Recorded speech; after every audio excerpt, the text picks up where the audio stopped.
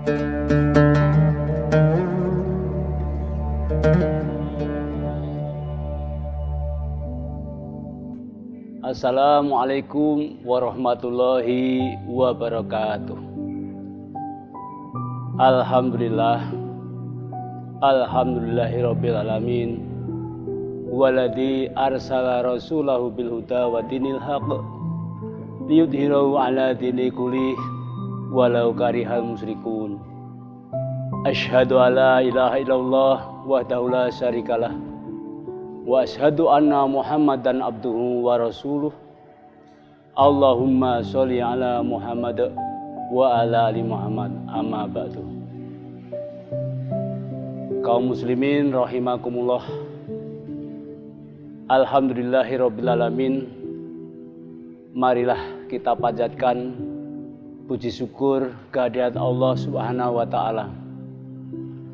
Karena pada kesempatan pagi yang indah ini kita masih diberi kesempatan oleh Allah. Insya Allah tadi kita sudah melaksanakan sahur untuk menetapi ibadah puasa kita pada hari ini.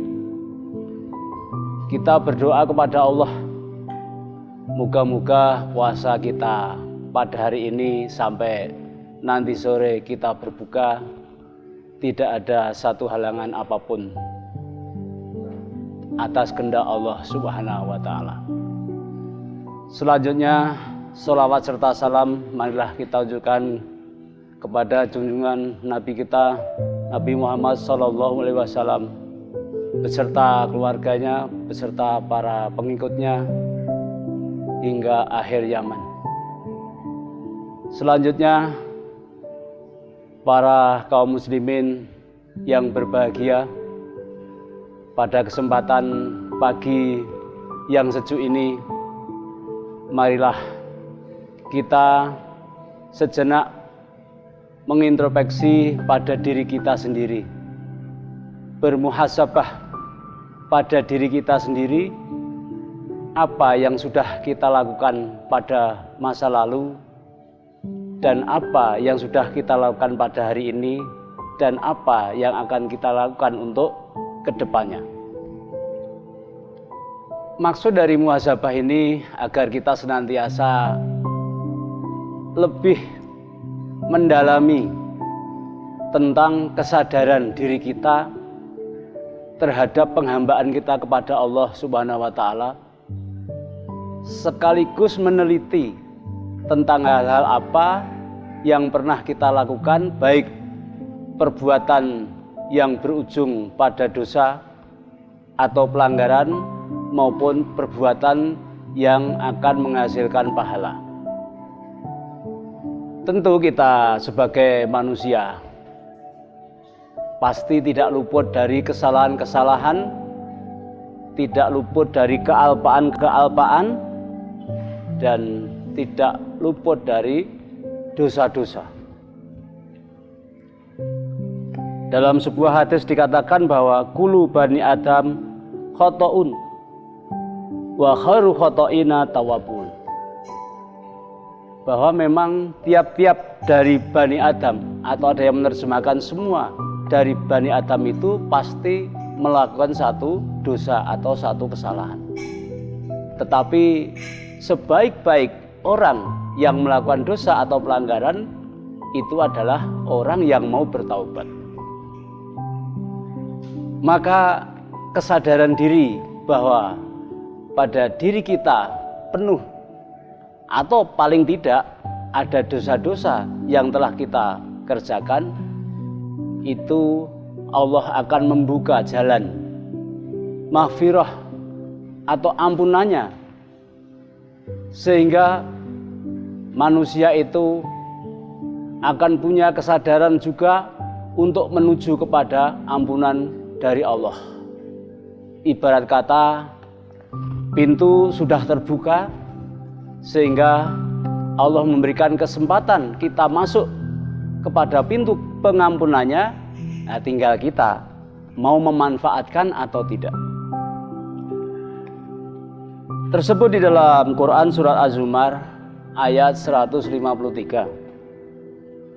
Allah berfirman, A'udzubillahi minasyaitonirrajim. Qul ya ibadiyalladzina asrafu ala anfusihim la taqnatu mir rahmatillah. Innallaha yaghfiru dzunuba jami'a innahu huwal ghafurur rahim. Katakanlah, wahai hamba-hambaku yang melampaui batas terhadap diri mereka sendiri, janganlah kamu berputus asa dari rahmat Allah. Jadi ayat ini memberikan gambaran pada kita bahwa jangan berkecil hati terhadap sesuatu kesalahan yang sudah diperbuat oleh manusia. Karena memang pada dasarnya manusia tidak bisa terlepas dari kesalahan-kesalahan. Maka ketika kita melakukan kesalahan, bahkan mungkin kesalahan kita sudah banyak sekali. Bahkan manusia itu boleh dikata kesalahannya sudah sepenuh langit dan bumi. Sampai tidak terbilang, berbuih-buih. Tetapi kalau Allah mengatakan jangan berputus asa. Artinya apa? Tidak perlu berkecil hati. Allah tidak akan menutup pintu taubat seseorang sampai orang itu pada ajalnya.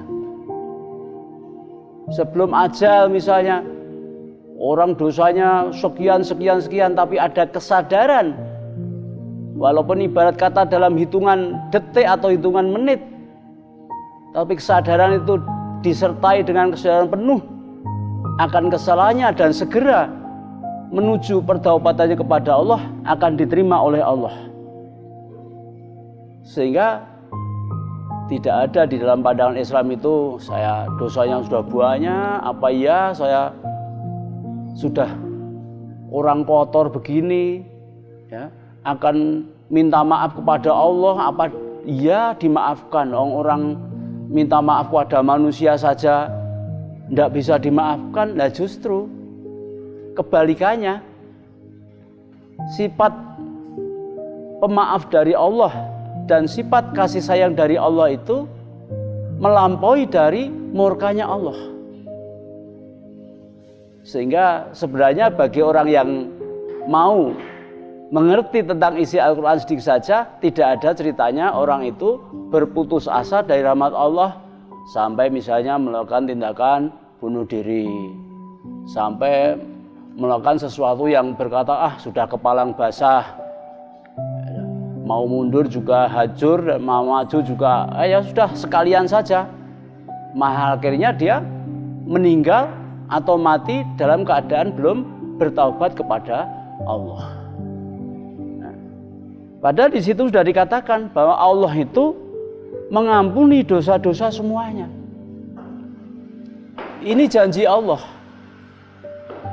Kalau janji Allah itu tidak seperti janjinya manusia. Manusia mungkin ketika berjanji begini-begini, tapi ketika nanti dalam perjalanannya, ternyata janjinya ini mengandung suatu hal yang merugikan dia, mungkin dia akan membatalkan janjinya.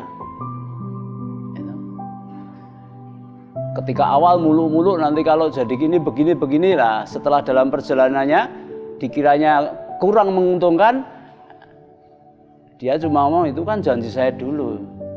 Cuma begitu. Tapi kalau Allah tidak. Kalau Allah itu sangat menepati janjinya. Innallaha la yukhliful mi'ad. Jadi sangat menepati janjinya. Enggak ada istilahnya Allah itu membohongi umatnya. Ini saya berikan ampunan ternyata tidak ada cerita begitu. Kalau Allah mengatakan mengampuni, ya mengampuni betul. Maka penekanan itu di situ disebutkan innahu huwal ghafurur rahim. Karena Allah itu mempunyai sifat pengampun dan ditambahi sifat kasih sayang. Nah, sifat pengampun dari Allah itu kalau manusia itu tidak ada yang berdosa, manusia itu tidak mau bertaubat, ya nanti akhirnya fungsi sifat pengampun itu jadi kayak apa? Allah mempunyai sifat pengampun, mestinya manusia memanfaatkan sifat pengampun yang dimiliki oleh Allah itu dengan segera mendekat kepada Allah. Dan sekaligus ini menandakan bahwa adanya Allah mempunyai sifat pengampun itu karena banyaknya manusia-manusia yang berdosa dan harus mendapatkan pengampunan dari Allah. Karena tersedia sifat Maha Pengampun. Hanya tinggal manusia mau menggunakan atau tidak. Sudah diampuni, masih disayangi, luar biasa. Seolah-olah Allah sudah tidak peduli. Udah tidak ada apa-apa, tidak masalah, udah. Yang lalu sudah berlalu. Tidak ada soal apa-apa bagiku. Karena kamu sudah bertaubat, ya sudah, selesai persoalan. Nah, setelah bertaubat tidak dibiarkan begitu. Ini, saya berikan sifat Rahman saya kepada kamu. Apa bentuknya? Tentunya itu nanti dia mendapatkan kasih sayang yang abadi dari Allah di surganya. Hal demikian ini pada manusia jarang terjadi. Paling manusia bisa memaafkan tetapi tidak ada tindak lanjutnya, ya sudah dimaafkan, sudah satu kebagusan yang luar biasa. Jarang orang memaafkan lalu masih diberikan biaya, masih dibegini menjadikan dia bahagia, jarang.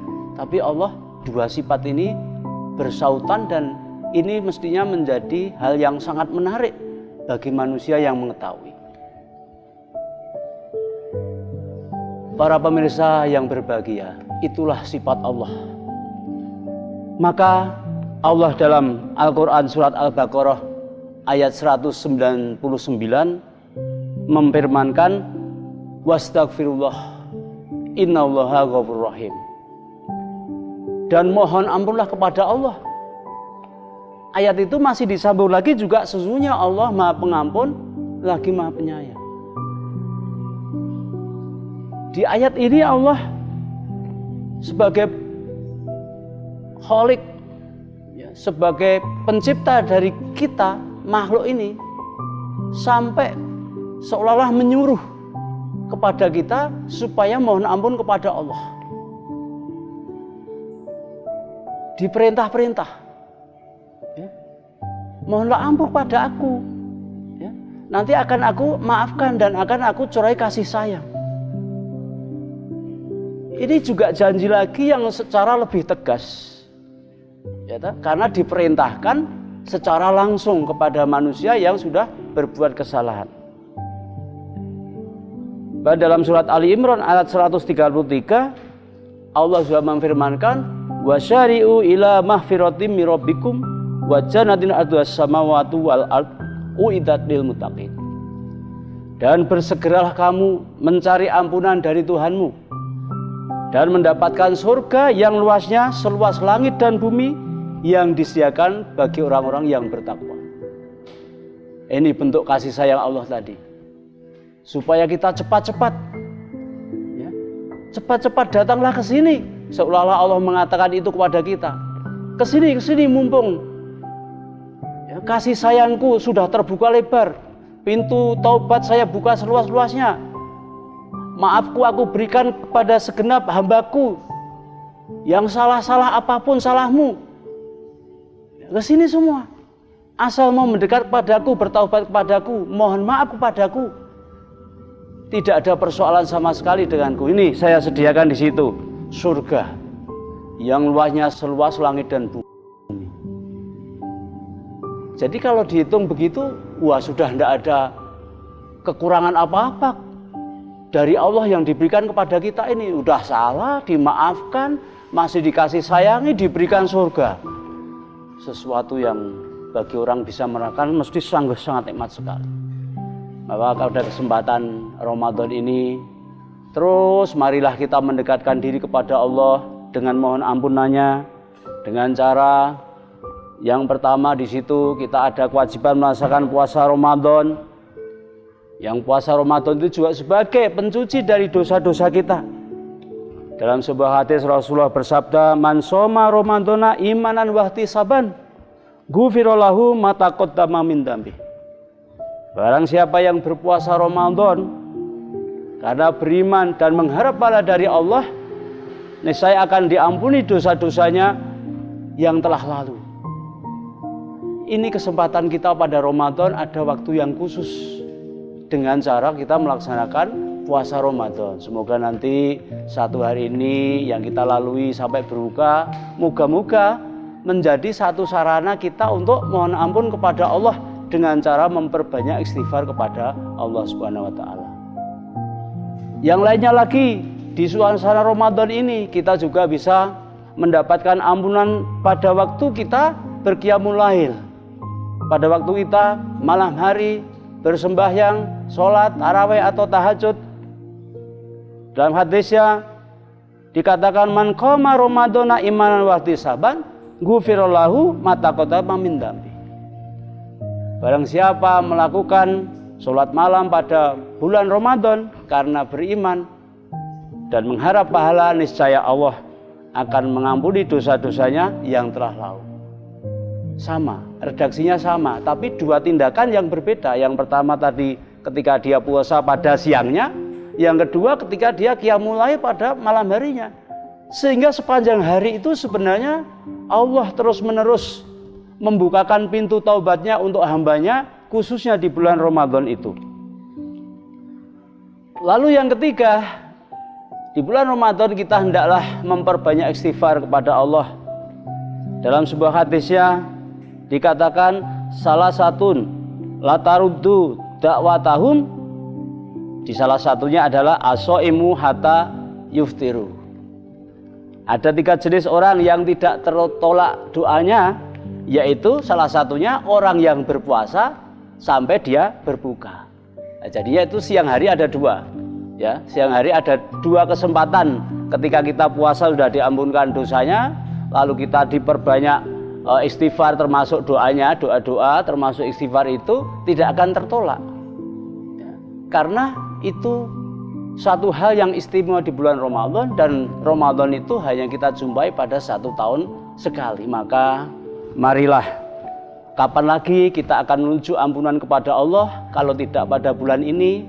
Dan semoga pada Ramadan ini akan dapat meningkatkan derajat keimanan dan ketakwaan kita, sehingga betul-betul kita kembali kepada fitrah, sehingga betul-betul kita bisa memperbaiki diri.